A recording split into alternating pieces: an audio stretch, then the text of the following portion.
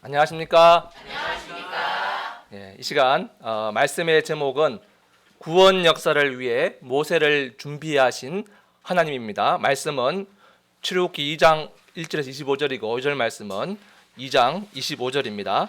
다 같이 요절 말씀인 2장 25절 말씀을 같이 읽어보시겠습니다. 시작.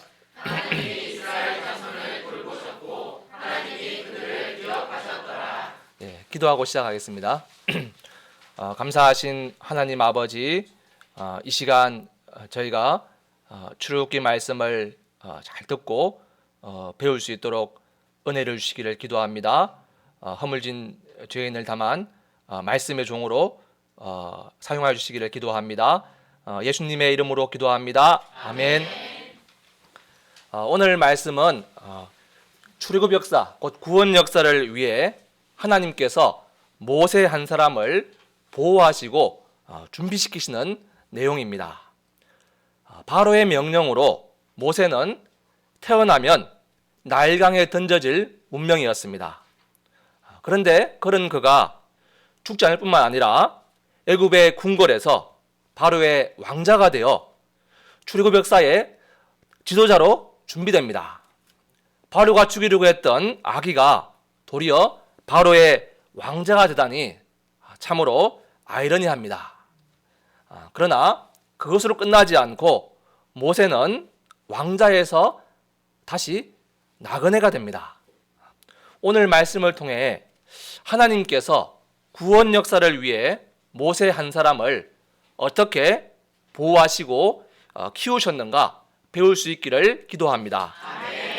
그리하여 구원 역사를 위해 우리 한 사람 한 사람을 인도하시고 키우시는 하나님을 인격적으로 만나고 우리 자신도 하나님의 구원 역사를 위해 준비되고 쓰임받을 수 있기를 기도합니다. 제 1장 바로가 죽이려고 했던 아기가 바로의 왕자로 1절에서 10절입니다. 1, 2절을 보십시오. 레위 가족 중 한 사람이 가서 레위 여자에게 장가들었습니다. 이들은 모세의 부모 아므람과 요게벳이었습니다. 그 여자가 임신하여 아들을 낳았는데 그가 잘생긴 것을 보고 석 달 동안 그를 숨겼습니다. 히브리 여자가 아들을 낳으면 바로의 명령에 따라 그 아이를 나일강에 던져야 했습니다. 그러나 이 아이의 엄마는 나일강에 던지지 않고 그를 석 달 동안 숨겼습니다. 그 이유는 그 아이가 잘생긴 것을 보았기 때문입니다. 그런데 모든 엄마들은 자기 아들이 잘생겼다고 생각합니다.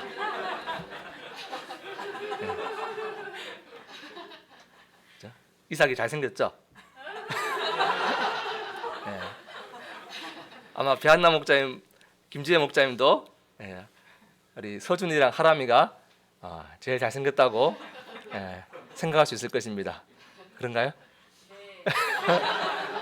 네. 모든 엄마들은 자기 아들이 잘생겼다고, 특히 잘 때 보면은 잠잘 때 보면은 더 잘생겼죠. 조용히 자는 것을 보고 있으면은 그런 생각이 들 수가 있는데, 자, 그러면은 단순히 아이가 잘생겼기 때문에 그 여자가 자기 아들을 숨겼을까요? 여기서 잘생겼다라는 말은 히브리어로 토브라는 말을 번역한 것인데, 이 토브는 좋다, 선하다라는 뜻입니다. 이 단어는 창세기 1장에서도 7번이나 반복되는 단어로서 하나님이 보시기에 좋았더라 할 때 이 좋았더라가 토브라는 단어입니다. 또한 창세기 2장 17절에서 선악을 알게 하는 나무의 열매라고 할 때 이 선이라는 말이 곧 토브입니다. 이렇게 본다면은 잘생겼다라는 말은 외적으로 잘생겼다는 뿐만 아니라 보기에 좋았다, 선함이 있었다라는 뜻입니다. 일반적으로 부모들은 자기 아들이 잘생겼다고 생각을 하지만 모세의 부모가 느끼는 것은 달랐습니다. 아들이 외모만 잘생긴 것이 아니라 그 아이가 하나님께서 보시기에 좋다라고 생각했습니다. 그 아이에게 선함, 곧 하나님의 선하신 뜻이 있다라고 생각했습니다. 그래서 사도행전 7장 20절은 이렇게 말합니다. 그때 모세가 낳는데 하나님 보시기에 아름다운지라 그의 아버지의 집에서 석 달을 길리더니. 여기서 중요한 말은 하나님 보시기에입니다. 모세의 부모는 아이를 하나님 편에서 바라보았습니다. 모세는 그 어머니가 보기에도 그렇고 하나님이 보시기에도 그렇고 보기에 좋았습니다. 선함이 있었습니다. 즉 그 아이에게 하나님의 선하신 뜻이 있었습니다. 그리하여 모세의 부모는 그 아이를 석 달 동안 숨겼습니다. 이것에 대해 히브리서 11장 13절은 이렇게 말씀합니다. 믿음으로 모세가 낳았을 때 그 부모가 아름다운 아이임을 보고 석 달 동안 숨겨 왕의 명령을 무서워하지 아니하였으며. 모세의 부모는 하나님을 믿는 믿음의 사람들이었습니다. 그리하여 모세가 태어날 때까지 10달 동안 만약 태어나는 아이가 남자면 보통 부모들처럼 그들도 아이를 하수에 던져야 하는지 이 문제를 가지고 하나님께 간절히 기도했을 것입니다. 그리고 기도하는 가운데 모세가 낳았을 때 모세가 하나님 보시기에 아름다운 아이, 곧 하나님의 선하신 뜻이 있는 아이임을 깨닫고 믿음으로 그를 석 달 동안 숨겼습니다. 3절 말씀을 다 같이 한번 읽어보시겠습니다. 시작. 더 숨길 수 없게 되매 그를 위하여 갈대 상자를 가져다가 역청과 나무를 칠하고 아기를 거기나마 나일강과 갈대 사이에 두고. 모세의 부모는 믿음으로 모세를 석 달을 숨겼습니다. 그러나 이제 더 이상 숨길 수가 없게 되었습니다. 아이의 울음소리가 점점 커지고 또 그 아기가 사내아이인 것이 드러날 수밖에 없었기 때문입니다. 그들로서는 지금까지 믿음으로 최선을 다한 것이었습니다. 이제 그들은 어쩔 수 없이 바로의 명령대로 그 아이를 나일강에 던져야 했습니다. 그러나 그냥 던지지 않았습니다. 본문을 보면 그를 위하여라고 했습니다. 부모는 아이를 위하여 할 수 있는 최선을 다했습니다.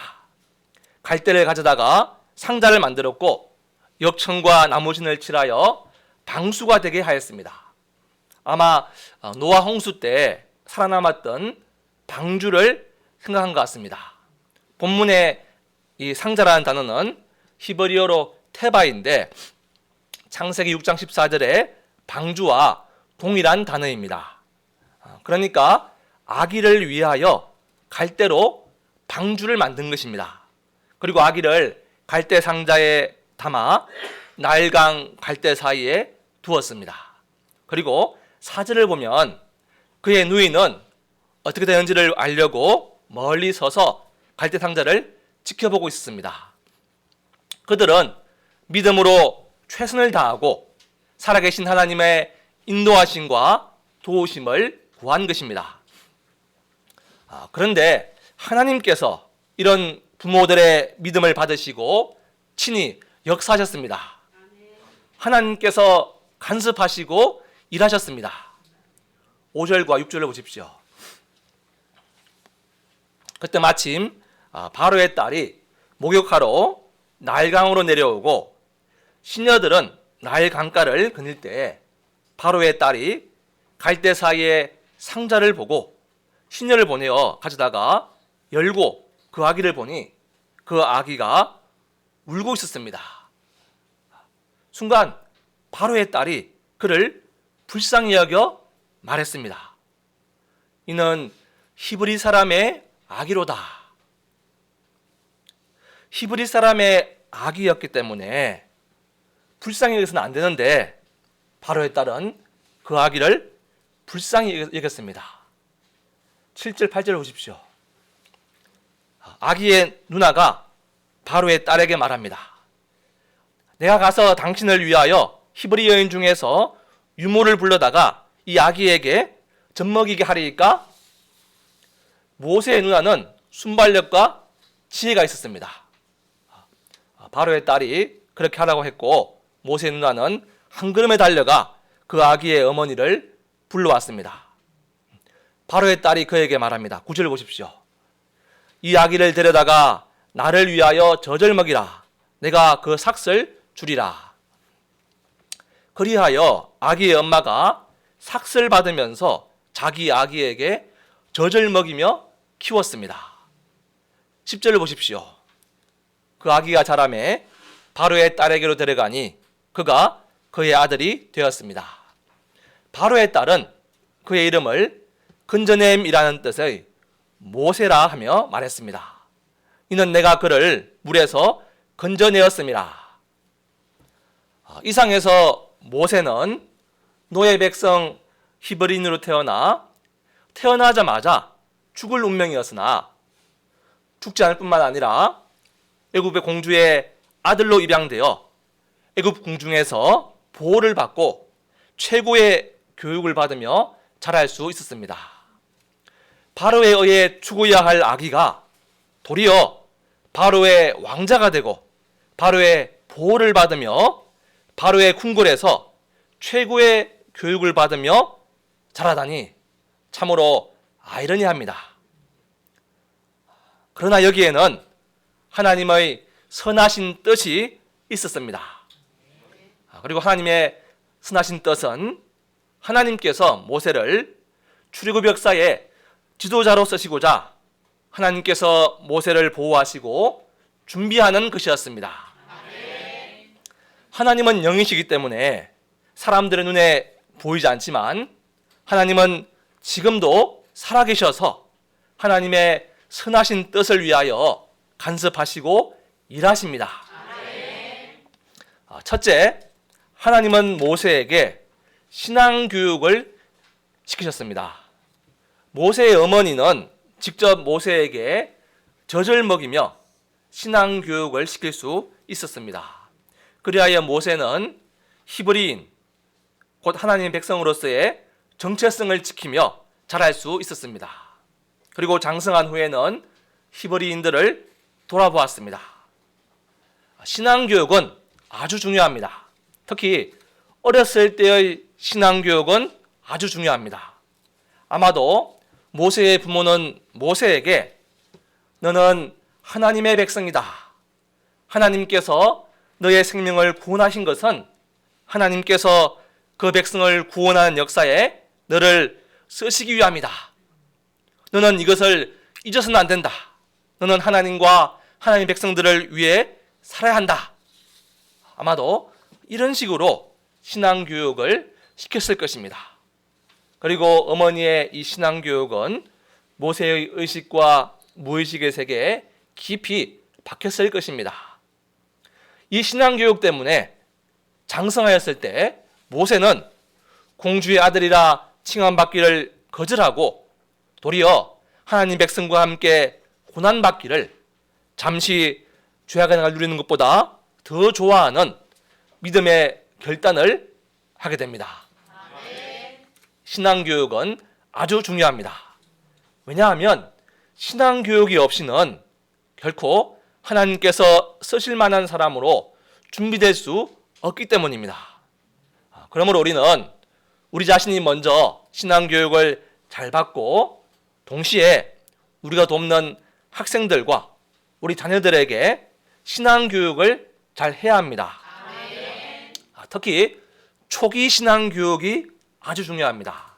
처음부터 하나님의 은혜를 감당하고 하나님을 기쁘시게 하는 삶을 살도록 가르쳐야 합니다.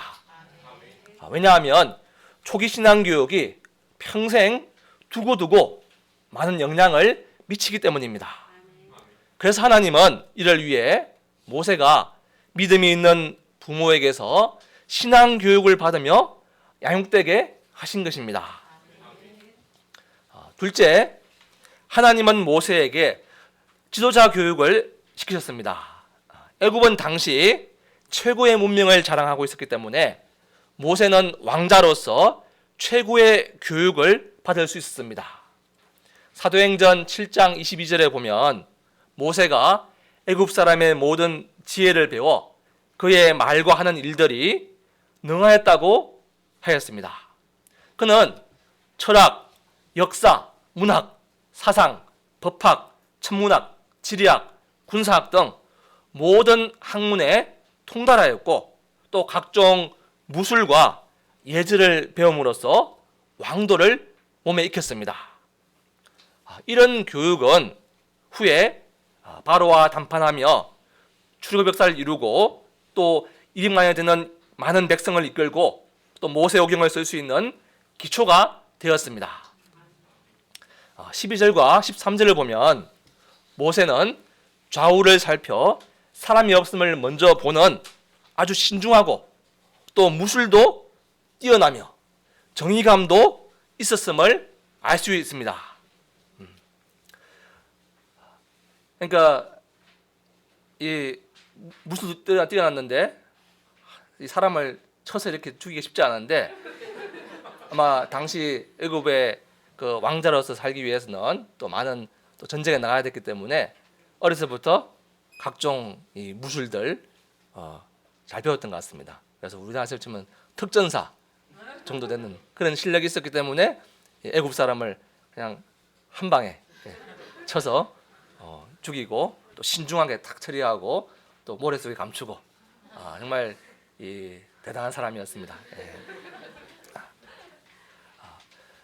지도자가 되기 위해서는 인간 기초도 중요합니다. 그러므로 겸손히 교육을 받고 배워야 합니다. 하나님께 쓰임받은 사람들을 보면 하나같이 실력을 쌓기 위해 부단한 노력을 하는 것을 봅니다. 준비된 만큼 하나님께 쓰임받는 것입니다. 이상에서 아기 모세는 자기를 죽이려던 사람의 집에서 가장 안전하게 지켜졌습니다. 여러 사람들, 곧 아기에게서 하나님의 선한 뜻을 보고 석 달 동안 숨긴 믿음의 부모, 또 순발력 있고 지혜 있는 모세의 누나, 또 우는 아기를 보고 불쌍히 여긴 바로의 딸을 통해서 아기 모세는 가장 안전하게 보호되었습니다. 이는 보이지 않는 하나님의 손길이 아이 모세와 함께하고 있었기 때문입니다.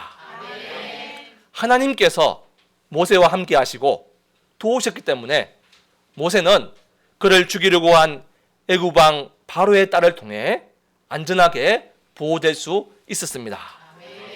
하나님께서 모세와 함께 하시고 도우셨기 때문에 믿음이 있는 부모가 바로의 딸로부터 양육비를 받으며 모세를 신앙적으로 양육할 수 있었습니다. 또 당시 최고의 문명 국가인 애굽에서 모세는 최고의 교육을 받으며 지도자로 준비될 수 있었습니다. 바로가 죽이려고 했던 대상이 도리어 바로의 공주의 아들이 되었습니다. 그리고 이 모든 것은 우연이 아니라 하나님의 섭리였습니다. 하나님께서 함께 하셨기 때문에 가능한 일이었습니다. 하나님께서 도우셨고 하나님께서 일하셨기 때문입니다. 하나님의 함께 하심으로 가장 어둡고 절망적인 상황에서 모세는 구원받았을 뿐만 아니라 신앙교육과 지도자로서의 최고의 교육을 받으며 출애굽의 지도자로 준비될 수 있었습니다. 하나님은 놀라운 반전을 이루시는 분이십니다. 하나님의 섭리는 신묘막측합니다. 하나님은 비극에서 새로운 희망의 역사, 반전의 역사를 이루십니다. 그러므로 우리가 이 하나님을 바라볼 때 우리는 어떤 상황에서도 결코 어두워지지 않을 수 있습니다. 우리가 섭리의 하나님, 반전의 하나님을 바라볼 때 우리는 어두워지지 않으며 마음이 밝아지고 소망을 가지게 됩니다. 그리하여 현재 비록 상황이 좋지 않고 많은 어려움이 있더라도 낙심하거나 절망하거나 어둠에 빠지지 않고 살아계신 하나님의 일하심을 믿고 믿음의 기대를 하며 인내할 수 있습니다. 절망적인 상황에서도 반전의 역사를 이루시고 그 선하신 뜻대로 섭리하시는 하나님을 바라보는 사람은 그 마음이 밝고 희망이 넘칩니다. 그러므로 우리가 어떤 절망적인 상황에서도 희망의 역사, 반전의 역사를 이루시는 살아계신 하나님을 바라보고 믿을 수 있기를 기도합니다. 그런데 이 상에서 하나님의 이 놀라운 반전의 역사에 믿음을 가진 모세의 부모가 귀하게 쓰임받았습니다. 모세의 어머니가 모세를 석 달 동안 숨긴 것은 온전히 믿음의 행위였습니다. 히브리서 11장 23절은 모세의 부모의 믿음을 이렇게 말씀하고 있습니다. 믿음으로 모세가 낳았을 때 그 부모가 아름다운 아이임을 보고 석 달 동안 숨겨 왕의 명령을 무서워하지 아니하였으며, 모세의 부모는 하나님을 믿는 믿음으로 석 달 동안을 숨겼습니다. 믿음으로 왕의 명령을 무서워하지 않았습니다. 출애굽 역사의 지도자 모세가 살아남을 수 있었던 것은 이처럼 믿음의 부모가 있었기 때문입니다. 모세가 태어날 당시 모세 외에도 많은 남자아이들이 태어났을 것입니다. 그리고 많은 부모들이 마음이 아프지만 바로가 무서워 남자아이가 태어나면 어쩔 수 없이 하수에 던졌을 것입니다. 그러나 모세의 부모는 달랐습니다. 모세의 부모는 믿음으로 모세의 생명을 보호해 주었습니다. 생명 구원 역사는 그냥 이루어지는 것이 아닙니다. 구원 역사가 일어나기 위해서는 우리가 먼저 믿음의 사람이 되어야 합니다. 왜냐하면 모세의 부모와 같이 믿음의 사람이 하나님의 구원 역사에 쓰임받기 때문입니다. 제2장 왕자에서 나그네로 11절에서 25절입니다. 11절과 12절을 보십시오. 모세가 장성한 후에 한 번은 자기 형제들에게 나가서 그들이 고되게 노동하는 것을 보았습니다. 그런데 어떤 애굽 사람이 한 히브리 사람, 곧 자기 형제를 치는 것을 보았습니다. 이를 보자 모세는 자기 민족에 대한 사랑 때문에 분노가 일어났습니다. 그래서 모세는 좌우를 살펴 사람이 없음을 보고 그 애굽 사람을 쳐 죽여 모래 속에 감추었습니다. 모세는 매맞고 있는 동족을 외면할 수 없었습니다. 13절을 보십시오. 이튿날 모세는 다시 동족에게로 나갔습니다. 마침 보니 두 히브리 사람이 서로 싸우고 있었습니다. 모세가 잘못한 사람에게 말했습니다. 네가 어찌하여 동풀을 치느냐? 모세는 그 동풀을 바로잡고 싶었습니다. 그런데 그 사람이 모세에게 반발하며 말했습니다. 우리 14절 말씀을 다 같이 14절 말씀을 다 같이 읽어보시겠습니다. 시작. 누가 너를 우리를 다스리는 자와 재판관으로 삼았느냐? 내가 일곱 사람을 죽인 것처럼 나도 죽이려느냐? 모세가 두려워하여 이르되 이 칼로 되었도다. 모세는 동족을 죽이고자 하지는 않았을 것입니다. 그런데 모세가 애굽 사람을 죽이는 것을 본 그 동족은 모세가 여차하면 동족도 죽일 것이라고 생각했습니다. 그래서 이렇게 말했습니다. 네가 애굽 사람을 죽인 것 같이 나도 죽이려느냐? 그들은 모세의 권위를 인정하지 않았습니다. 그제야 모세는 두려워하며 일이 탈로 되었음을 알았습니다. 15절을 보십시오. 바로가 이 일을 듣고 모세를 죽이고자 하여 찾았습니다. 모세는 바로의 낯을 피하여 미디안 땅에 머물며 하루는 우물 곁에 앉았습니다. 모세는 하루아침에 왕자로서의 모든 특권을 잃어버리고 비참한 도망자 신세가 되었습니다. 무엇보다 백성들마저도 자기의 마음을 몰라주고 패측한 사실이 그에게는 가장 견디기 힘든 아픔이었을 것입니다. 그의 인생은 완전히 끝난 것처럼 보였습니다. 그러나 여기에도 하나님의 선하신 뜻이 있었습니다. 하나님은 이 사건을 통해 모세가 백성들로부터 거절당하고 배척받는 경험을 하게 하셨습니다. 이는 장차 모세가 출애굽 역사의 지도자가 되었을 때 반복해서 직면해야 하는 것입니다. 그리고 이를 통해 모세는 사람을 의지하지 않고 오직 하나님만 의지하는 것을 배우게 되었습니다. 그리고 히브리 사람을 치는 애굽 사람을 모세가 쳐 죽였지만 그것으로는 구원 역사가 일어나지 않습니다. 그것으로는 부족합니다. 구원 역사가 일어나기 위해서는 모세가 아니라 하나님이 직접 치셔야 합니다. 후에 하나님은 열 재앙을 통해 애굽을 치십니다. 16절에서 20절을 보십시오. 미디안 제사장에게 7딸이 있었는데 그들이 와서 물을 길어 구유에 채우고 그들의 아버지의 양떼에게 먹이려 하는데 어떤 목자들이 와서 그들을 내쫓았습니다. 딸들은 여자였기 때문에 힘에서 밀렸습니다. 그때 모세가 일어나 그 딸들을 도와 양떼에게 먹였습니다.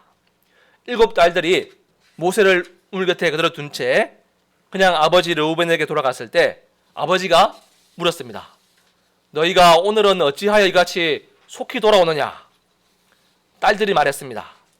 한 애굽 사람이 우리를 목자들의 손에서 건져내고 우리를 위하여 물을 길어 양떼에게 먹였나이다. 이 말을 듣고 아버지가 딸들에게 말했습니다. 그 사람이 어디 있느냐? 너희가 어찌하여 그 사람을 버려두고 왔느냐? 그를 청하여 음식을 대접하라. 21절, 22절 보십시오.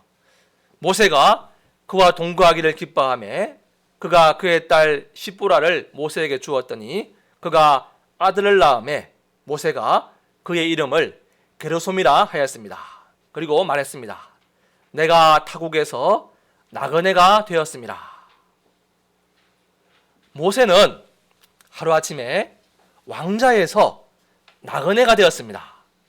모세는 나그네 처지가 되어 나그네에 대해서 깊이 알게 되었습니다. 애굽에서 종살이하는 자기 백성도 그 땅을 떠나야 할 나그네들입니다. 나그네는 소속감이 없습니다. 나그네는 중심에 서지 못합니다. 나그네는 외롭습니다. 미디안 땅에서 나그네가 된 모세는 이제 강제 노역에 시달리는 자기 백성과 같은 처지가 되었고 같은 마음을 갖게 되었습니다. 그들을 깊이 이해할 수 있게 되었습니다. 하나님은 모세를 왕자에서 나그네로 무려 40년 동안이나 훈련하셨습니다. 그러면 하나님은 모세를 어떤 사람으로 훈련하셨습니까? 첫째, 모세는 40년 훈련을 통해 겸손한 사람이 되었습니다. 모세는 애굽 왕궁에서 40년 동안의 교육을 통해 지도자로서의 자질과 실력을 충분히 갖추었습니다. 뿐만 아니라 왕자로서의 모든 특권을 버리고 고난받는 자기 백성을 위해 살고자 믿음의 결단도 하였습니다. 생각해 보십시오. 이 정도 되면 사람이 자연히 자신을 somebody, 뭔가 특별한 사람, 대단한 사람으로 생각하지 않겠습니까? 또 자기 힘으로 백성들을 구원하려고 하지 않겠습니까? 아마 누구라도 그럴 것입니다. 모세도 자신의 힘과 능력으로 백성들을 구원할 수 있다고 생각했습니다. 그래서 자기 백성을 치는 애굽 사람을 쳐 죽였고, 같은 히브리 사람들이 서로 싸울 때는 너 그러면 안 돼 하며 그들의 다스리는 자와 재판관이 되고자 하였습니다. 자기에게는 충분히 그럴 만한 자격과 능력이 있다고 생각했습니다. 그러나 백성들은 모세를 인정하지 않았고 배척하였습니다. 그는 이러한 실패 과정을 겪으면서 구원 역사라는 것이 자기의 좋은 인간 조건이나 선한 의지나 믿음의 결단만으로는 안 된다는 것을 깊이 깨닫게 되었을 것입니다. 이것을 깊이 깨닫는 것이 겸손입니다. 하나님은 모세를 겸손의 사람으로 빚으셨습니다. 우리도 하나님의 구원 역사에 쓰임받기 위해서는 마음 깊은 곳에서부터 자신의 무력함과 무능함, 자신의 한계를 깊이 인식해야 합니다. 그래야 정말 마음 깊은 곳에서부터 철저히 살아계신 하나님만을 의지하는 겸손한 사람이 되고, 하나님께서도 그런 겸손한 사람을 사용하십니다. 둘째, 모세는 자기 백성의 아픔과 고통을 아는 자가 되었습니다. 창세기 15장 13절에서 하나님은 아브라함에게 내 자손이 이방에서 객이 된다고 하셨습니다. 이스라엘 백성들은 애굽에서 객이 되어 많은 고통과 아픔을 겪어야 했습니다. 그러나 모세가 과거 왕자였을 때에는 이방의 객이 되어 고통하는 자기 백성들의 아픔을 깊이 이해하지 못하였습니다. 그러나 그 자신이 직접 40년 동안 미디안 땅에서 이방의 객이 되어 보니 애굽에서 같은 처지에 있는 이스라엘 백성들을 깊이 이해할 수 있었습니다. 그리하여 이스라엘 백성들과 마음으로부터 동질성을 갖게 되었습니다. 셋째, 모세는 온유한 사람이 되었습니다. 본래 모세는 애굽 사람을 쳐 죽일 만큼 혈기가 많은 사람이었습니다. 그러나 40년의 양치는 훈련을 통해 모세는 철저하게 낮아지고 온유한 사람으로 빚어졌습니다. 모세는 이 훈련 기간을 통해 목이 고던 이스라엘 백성들을 40년 동안이나 참으면서 말씀으로 이끌 수 있는 온유함을 배웠습니다. 한 사람이 하나님의 구원 역사에 목자요 지도자로 쓰임받기 위해서는 신앙 교육도 필요하고 실제적인 교육도 필요하고 또 하나님의 훈련도 필요합니다. 우리가 우리의 삶을 하나님의 구원 역사의 준비라는 관점에서 바라보고 신앙 교육도 받고 지도자 교육도 받고 신앙 훈련도 받을 수 있기를 기도합니다. 23절과 25절을 다 같이 한번 읽어보시겠습니다. 시작.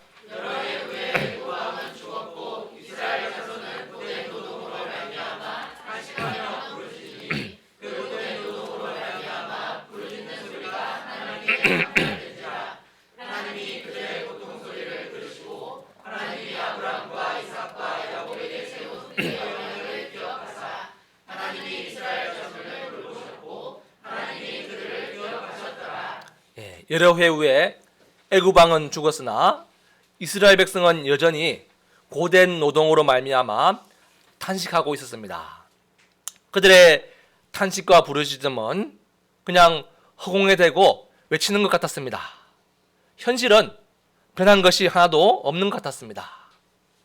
그런데 저자는 하나님에 대해서 무엇이라고 말합니까? 부르짖는 소리가 하나님께 상달된지라. 하나님이 그들의 고통 소리를 들으시고 그의 언약을 기억하사 하나님이 이스라엘 자손을 돌보셨다. 하나님이 그들을 기억하셨다. 하나님은 백성의 부르짖음을 듣고 계셨습니다. 하나님은 여전히 그들을 위해 일하고 계셨습니다. 하나님의 일하심에 대해서 이스라엘 백성이나 모세나 느끼지 못할 수 있습니다. 그러나 그럴지라도 하나님은 그들의 고통 소리를 들으시고 그 백성을 돌보시고 기억하셨습니다. 사실 하나님은 그 백성을 구원하기 위해서 모세의 태어남부터 그를 지키시고 보호하시고 구원 역사를 위해 그를 준비하신 일을 하셨습니다. 결론입니다. 아기 모세는 자기를 죽이려던 사람의 집에서 가장 안전하게 보호되었습니다. 바로가 죽이려고 했던 대상이 도리어 바로의 공주의 아들이 된 것입니다. 그리고 모세는 신앙 교육도 받고 지도자 교육도 받고 광야에서 하나님의 훈련도 받았습니다. 그런데 이 모든 것은 하나님께서 모세와 함께 하시고 모세를 도우셨기 때문에 가능한 일이었습니다. 하나님은 아무리 절망적인 상황일지라도 놀라운 반전을 이루십니다. 하나님은 절망에서 새로운 희망의 역사, 반전의 역사를 이루십니다. 우리가 새로운 희망의 역사, 반전의 역사를 이루시는 이 하나님을 바라볼 때 아무리 어둡고 절망적인 상황일지라도 우리는 여전히 희망과 기대를 가질 수 있고 마음이 밝아집니다. 그러면 우리가 어떻게 해야 절망적인 상황에서도 새로운 희망의 역사, 반전의 역사를 이루시는 하나님을 경험하고 만날 수 있을까요? 각자 자기 위치에서 믿음으로 살고 믿음으로 최선을 다해야 합니다. 모세의 부모는 믿음으로 그들이 할 수 있는 최선을 다하였습니다. 모세의 누이도 그러하였습니다. 모세 역시 바로의 공주의 아들로 특권을 누리기보다 하나님 백성과 함께 고난받고자 믿음의 결단을 하고 최선을 다했습니다. 비록 동족들에게 배척받고 버림받아 미디안 땅에서 나그네가 되었지만 이것 역시 모세가 하나님의 구원 역사의 지도자로 준비되는 과정이었습니다. 그러므로 우리가 각자의 자기 위치에서 믿음으로 최선을 다함으로 아무리 절망적인 상황일지라도 놀라운 반전을 이루시는 하나님, 절망에서 새로운 희망 역사를 이루시는 하나님을 체험할 수 있기를 기도합니다. 그리고 무엇보다 우리의 부르짖는 기도, 우리의 부르짖는 기도 소리가 하나님께 상달된다는 것과 하나님께서 우리를 돌보시고 기억하심을 확신함으로 우리의 마음이 어두워지지 않고 힘을 내어 하나님께 부르짖어 기도할 수 있기를 바랍니다. 네, 기도하겠습니다. 감사하신 하나님 아버지, 참 하나님께서 모세 한 사람을 출애굽 역사의 지도자로 사용하시기 위해 그를 택하시고 그를 준비하신 것을 배웠습니다.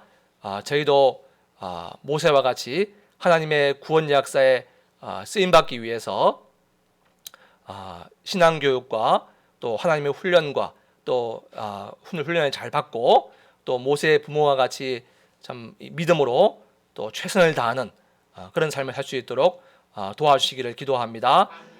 감사드리며 예수님의 이름으로 기도하였습니다. 아멘.